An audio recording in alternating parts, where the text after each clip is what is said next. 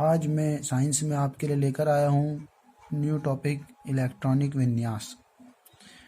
Electronic विन्यास क्या होता है पहले इसको समझ लेंगे। देखो, इसकी परिभाषा होती है किसी अणु, परमाणु या किसी अन्य भौतिक संरचना में इलेक्ट्रॉनों की व्यवस्था को इलेक्ट्रॉनिक विन्यास कहते हैं। देखो, नाम से भी पता लगता है इलेक्ट्रॉनिक यानी इलेक्ट्रॉनों का, विन्यास यानी उसको इलेक्ट्रॉनों को सेट करना, उसको व्यवस्थित करना, वह इलेक्ट्रॉनिक विन्यास कहा जाता है। इसके लिए मुख्यतः दो नियम हैं। पहला नियम है ऑफ-बाउ का नियम, ऑफ-बाउ का नियम, और दूसरा नियम है बोर-बरी का नियम।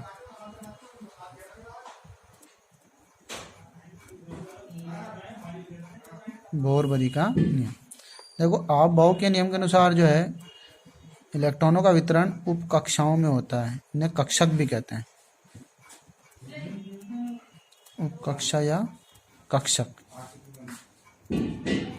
जो हमें चार होते हैं, ये एस पी डी एफ। और बोर-बरी का नियम के अनुसार जो है ये कक्षा में होता है। ये कक्षाएं इस प्रकार चलती हैं के एल एम एन। अब देखो, इसमें जो है पहले मैं आप लोगों को बता दूं कि बोर-बरी नियम के अनुसार हमें जो कक्षाएं या कक्षक ज्ञात हैं वो हमें 7 ज्ञात हैं। 1 2 3 4 5 6 और 7।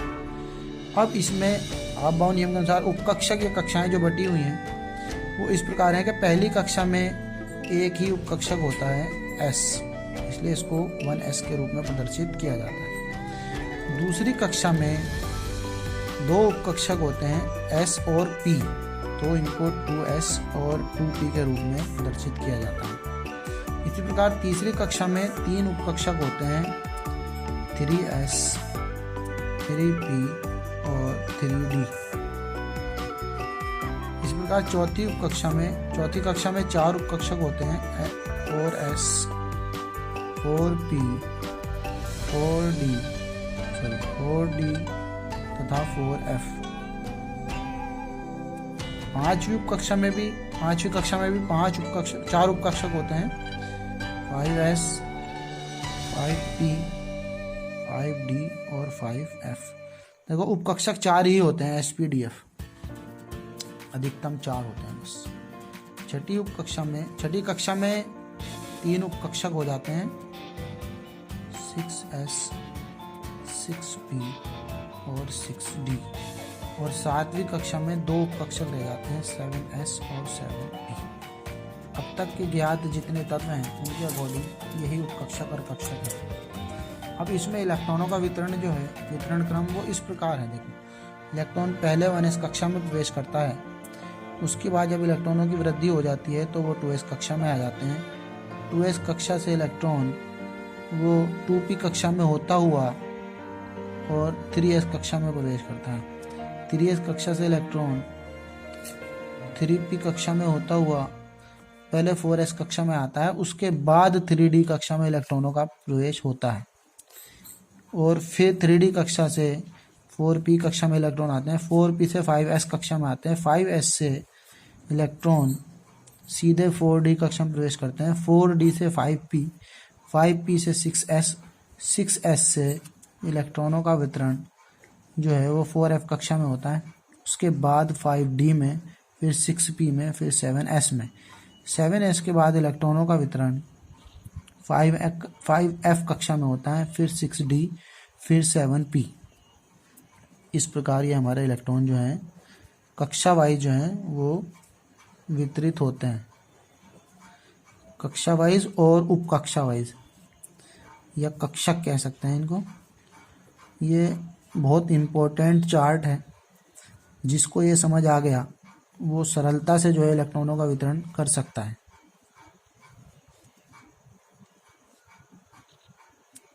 देखो, इसमें मैं एरो लगा देता हूँ कहाँ से इलेक्ट्रॉनों का प्रवेश चलता है और किधर को चलता है।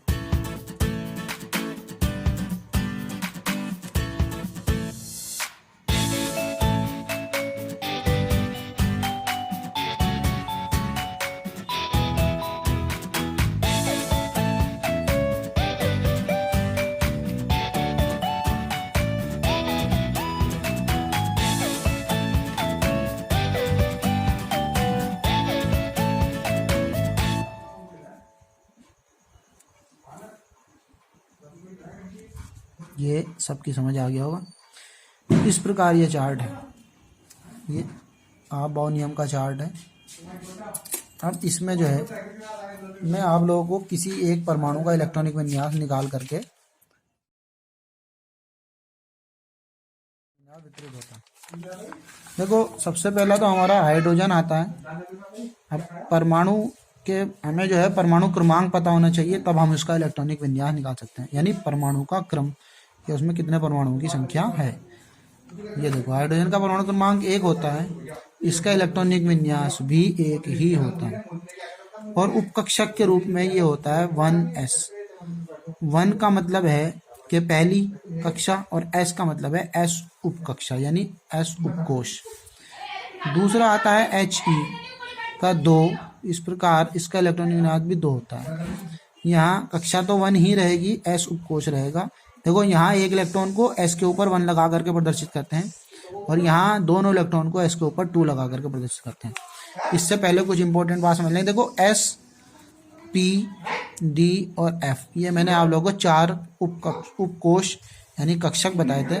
s उपकोष में अधिकतम 2 इलेक्ट्रॉन आते हैं, p उपकोष में अधिकतम 6 इलेक्ट्रॉन आते हैं, d उपकोष में अधिकतम 10 इलेक्ट्रॉन आते हैं, और f उपकोष में अधिकतम 14 इलेक्ट्रॉन आते हैं। चाहे वो किसी भी कक्षा के हों, चाहे पहली कक्षा को हो, चाहे दूसरी के हो, चाहे तीसरी के हो या चौथी के हो, इनमें अधिकतम ये इलेक्ट्रॉनों की संख्या होती है, मिनिमम 1 और मैक्सिमम ये। इनसे अधिक इलेक्ट्रॉन किसी भी उपकक्षा में प्रवेश नहीं करते। जैसे कि यहाँ हाइड्रोजन में 1 इलेक्ट्रॉन है, क्योंकि s उपकक्षा में 1 इलेक्ट्रॉन आ सकता है, इसलिए वो s के एक s उपकक्षा में ही रहेगा। इस प्रकार He हीलियम में 2 इलेक्ट्रॉन है, का परमाणु क्रमांक 2 है, यानी इलेक्ट्रॉनों की संख्या परमाणु क्रमांक के बराबर होती है, इसलिए इलेक्ट्रॉनों की संख्या भी 2 ही हुई। यह s उपकोष में 1 इलेक्ट्रॉन, सॉरी पहली कक्षा के s उपकोष में दोनों इलेक्ट्रॉन प्रवेश कर जाएंगे। अब बात आती है लिथियम 3 की। लिथियम परमाणु क्रमांक 3 होता है, इसका इलेक्ट्रॉनों का वितरण जो होगा, देखो मैंने आप लोगों को बताया था, पीछे भी समझ लेंगे, हमने पिछले उसमें बताया कि पहली कक्षा में 1 ही उपकोष होता है, और s उपकोष में अधिकतम 2 इलेक्ट्रॉन आते हैं। तो जब 2 से अधिक इलेक्ट्रॉन की संख्या बढ़ेगी तो दूसरी कक्षा में इलेक्ट्रॉन प्रवेश करेगा, जैसे कि यहाँ लिथियम में होगा। ये यानी 2 इलेक्ट्रॉन तो पहली कक्षा में रह जाएंगे, और शेष जो इलेक्ट्रॉन 1 है वो दूसरी कक्षा में आएगा। तो इस प्रकार इसका इलेक्ट्रॉनिक विन्यास जो होगा 1s2। s उपकोष में पहली कक्षा के s उपकोष में 2 इलेक्ट्रॉन आ जाएंगे, और जो 1 इलेक्ट्रॉन बचा है ये दूसरी कक्षा खुल जाएगी, उसमें पहले s उपकोष आएगा, s उपकोष में 1 इलेक्ट्रॉन आएगा। इस प्रकार लिथियम के बाद बेरिलियम 4, ये ऐसी चलेगा 2 2, boron 5 2 3, boron carbon 6 2 4, nitrogen 7 2 5, oxygen 8 2 6, और फ्लोरीन 9 2 7, और नियोन 10 इसका होता है 2 8। देखो 2 8 तक जो है दूसरी कक्षा चलेगी। किस प्रकार चलेगी, देखो यहाँ मैं सीरियल से बांटता चलूंगा। 1s2, देखो बहुत आसान तरीका है, इसमें सब में 2 इलेक्ट्रॉन है, वो 2 के 2 s उपकोष में रहेंगे नीचे तक, तो इनको 1s2 लिख सकते हैं। ये सरल हो जाएगा सबके लिए। 1s2 है ना। अब यहाँ आ जाएंगे, ये 2 3 4 5 6 7 8, इनका वितरण कैसे होगा, देखो 2s, यहाँ 1 था ऊपर, यहाँ कितना आएंगे 2, क्योंकि 2 हैं, 2 के 2 s उपकोष में आ जाएंगे। 3 में क्या होगा 2s2, 3 में से 2 वितरित होगा, 1 बचा, वो जाएगा 2p1 2p1। क्योंकि दूसरी कक्षा में दोनों उपकोष होते हैं s और p, इसलिए 2 इलेक्ट्रॉन s उपकोष में जाएंगे और 1 इलेक्ट्रॉन p उपकोष में आएगा। आगे ध्यान देंगे। इसी तरह 2s2 तो सब में चलेगा, नीचे तक 2s2 2s2 2s2 2s2, आगे p उपकोष चलेगा, 2p1 के बाद आता है 2 2p3 2p4 2p5 2p6। इस तरह से जो है हमारे ये देखो 1 से लेकर के 10 तक के जो है तत्व उनके परमाणु क्रमांक ज्ञात हो चुके हैं। अब आगे देखो 10 से आगे 11 आता है सोडियम Na। 11 परमाणु क्रमांक होता है इसका। इलेक्ट्रॉनिक विन्यास होगा ये देखो 2 8 10 तो बढ़ गए। और चूंकि पी उपकोष दूसरी कक्षा का पूरा हो चुका है और दूसरी कक्षा में 2 ही उपकोष होते हैं, देखो पीछे चेक कर लेंगे, ये देखो दूसरी कक्षा में 2 उपकोष होते हैं 2s और 2p। p से अधिक नहीं होता, इसलिए जो इलेक्ट्रॉन अतिरिक्त आएंगे वो तीसरी कक्षा में आएंगे। देखो p के बाद तीसरी कक्षा में आएगा ना इलेक्ट्रॉन, इसलिए इसको यहाँ समझ लेंगे। जो 11वां इलेक्ट्रॉन है वो तीसरी कक्षा में 1 के रूप में आएगा, तो इसका वितरण होगा 1s2। ये शुरू के 2 s के रूप में आएंगे 1s2। 8 जो है 2s2, 2p6। 8 पूरे हो गए 2 और 6। अब बारी आती है तीसरे इलेक्ट्रॉन, ये 1 इलेक्ट्रॉन जो अतिरिक्त इलेक्ट्रॉन है ये तीसरी कक्षा के s उपकोष में 1 के रूप में आएगा। फिर आगे Mg12 इस तरह से बढ़ते जाते हैं 2 8 2 और Al13 एल्यूमिनियम 13 2 8 3। तो ये देखो इलेक्ट्रॉन इस प्रकार, ये तो देखो ये फॉर्मेट चलता रहेगा। यहाँ आएगा 3s2, दोनों के दोनों s में आ जाएंगे। अब ये 3 की कहानी फिर आ गई। इसमें क्या होगा 3s, 2 इलेक्ट्रॉन तो s में आ गए, लेकिन तीसरा जो इलेक्ट्रॉन होगा तीसरी कक्षा का वो उसके लिए क्या होगा, तीसरी कक्षा का p उपकोष खुल जाएगा और 1 इलेक्ट्रॉन p1 के रूप में यहाँ आ जाएगा। ये समझ में आ रहा है। इसी प्रकार आगे बढ़ते जाएंगे।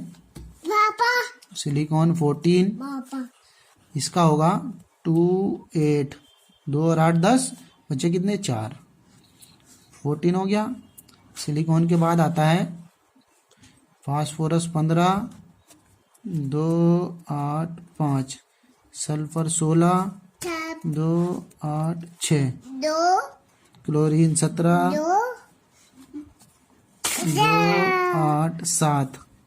इसी प्रकार आर्गन 18 2 8 8। 18 तक तो देखो ये वही प्रोसीजर रहेगा। देखो 1s2 2s2 2p6 3s2 3p2। देखो 4 में 2 इलेक्ट्रॉन s में चले जाएंगे s उपकोष में और 2 p उपकोष में। ये नीचे को प्रोसीजर ही चलता रहेगा। ये सब यहाँ के तो ऐसे रहेंगे, यहाँ बढ़ते जाएंगे 3p3 3p4 3p5 और 3p6। अब देखो आर्गन 18 के बाद की कहानी क्या है। पोटेशियम 19 के 19 के लिए 2 8, यहाँ इलेक्ट्रॉन 8 तो होते हैं 2 8 8, लेकिन 1 इलेक्ट्रॉन अतिरिक्त जो है वो यहाँ ना बढ़ करके, क्योंकि हमें सबको मालूम है कि तीसरी कक्षा में 3 उपकोष होते हैं 3s 3p और 3d। परंतु आप बाउ नियम के अनुसार 3p कक्षा के इलेक्ट्रॉन पूरे होने के बाद इलेक्ट्रॉन 3d कक्षा में ना जाकर के पहले 4s कक्षा में प्रवेश करते हैं। जब 2 इलेक्ट्रॉन 4s कक्षा के पूरे हो जाएंगे तब इलेक्ट्रॉन 3d कक्षा में आने शुरू होंगे। इसको समझ लेंगे। ये जो इलेक्ट्रॉन 19वां है वो 1 के रूप में आएगा चौथी कक्षा के s उपकोष में, और इसका वितरण क्या होगा, इसका वितरण इस प्रकार होगा 1s2 2s2 2p6 3s2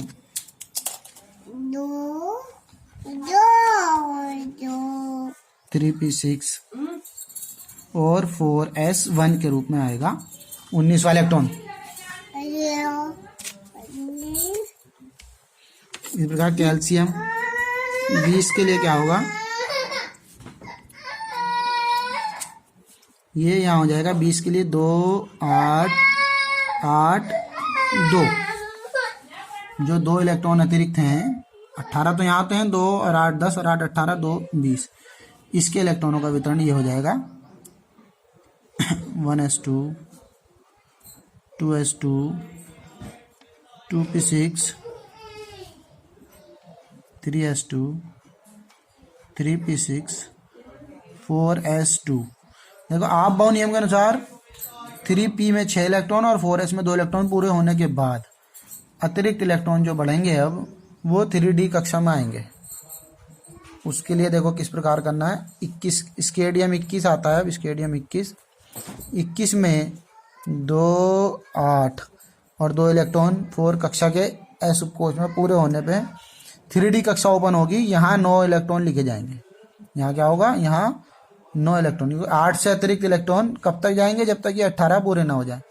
9 electron यहाँ आएंगे, 9वां इलेक्ट्रॉन यहाँ पहुँच गया। इसका इलेक्ट्रॉनिक विन्यास बटेगा 1s2 2s2 2p6 3s2 3p6। यहाँ आता है 9वां इलेक्ट्रॉन, तो वो 3d1 डी कोश में 1 के रूप में आएगा और ये रह जाएगा 4s2। अब इसमें कहानी इसी तरह चलती रहेगी। इस स्केडियम के बाद आता है titanium 22, sorry vanadium 22, titanium 23, chromium 24, manganese 25। अब इसका वितरण करो 2 8 10 2 23 में होगा 2 8 11 2 24। देखो ये क्रोमियम 24 जो है ये अपवाद है, ये आबॉ नियम का अपवाद है। ये अपवाद के विषय में अगली वीडियो में समझाएंगे। फिलहाल आप इतना समझ लीजिए कि ये अपवाद के रूप में होता है और इसमें 2 8 12 2 की सीरीज ना होकर के यहाँ पे 13 इलेक्ट्रॉन होते हैं और चौथी कक्षा के इस उपकोष में 1 इलेक्ट्रॉन हो जाता है। इसका वितरण देखो यहाँ जो है, यहाँ सिस्टम क्या होगा, वहाँ यहाँ डी में चेंज होना है, बस 3d2 हो जाएगा, 3d3 बाकी सेम रहेगा सब। यहाँ क्या होगा, यहाँ 3d4 होना चाहिए था लेकिन 3d5 हो जाता है और 4s1 हो जाता है।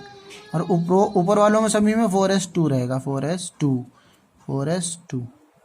ये इस प्रकार से इसका वितरण होता है। फिर Mn25 में आकर के वही कहानी रहेगी।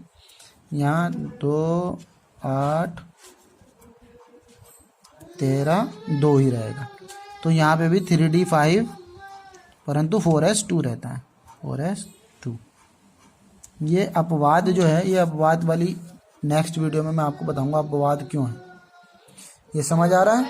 इस प्रकार हम किसी भी तत्व का इलेक्ट्रॉनिक विन्यास जो है हम निकाल सकते हैं।